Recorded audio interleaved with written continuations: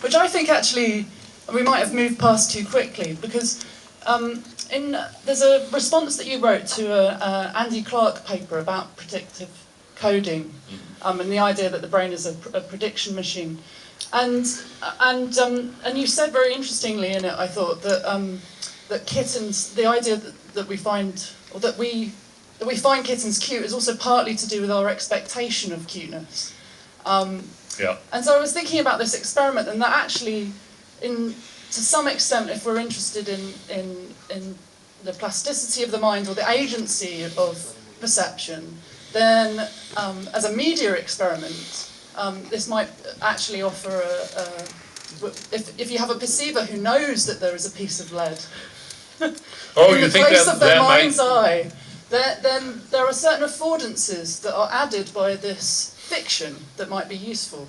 And so I wanted to comment on that, and I was interested in what you thought about the kind of experimental work that incorporates people's own knowledge and expectation and moving forward.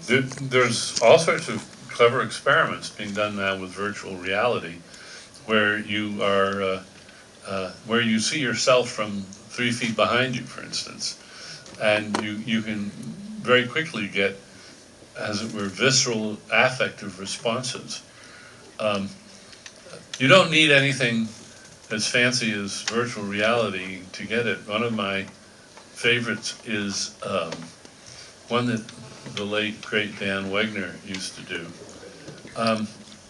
You know the party trick where one person stands behind another, and the person in front puts his arms behind his back, and the person back sticks his own hands, arms, forearms in and makes a pair of hands to, it looks as if it's the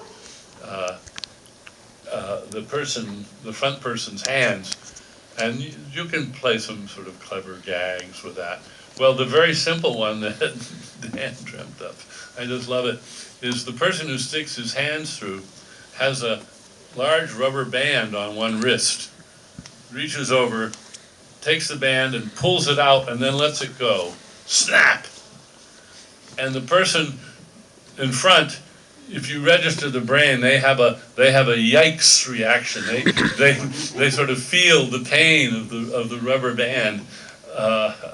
It's as simple as that. But that's just a low-tech version of all the high-tech things that are now being done with virtual reality. And I think maybe the point you wanted to make, it's certainly worth making, is that the voluntariness or involuntariness of the perspective shift, this is a very variable and labile thing. You can get better or worse. You can. It's a little bit like looking at the Necker cube and having it first look one way and then look another way, and you can move your perspective around. But it takes some effort and some reflection, and it depends on what you know. Now, I don't think putting a block of lead there is going to have any effect at all on the ease. I mean, I don't think telling somebody when they're looking through a periscope that boiling oil has been placed in a pot right where their apparent eye is, I don't think that would have any effect on vision or on perception, wouldn't discomfort a person, but maybe I'm wrong. Thank you. At this point, unfortunately, we have to finish this Q&A.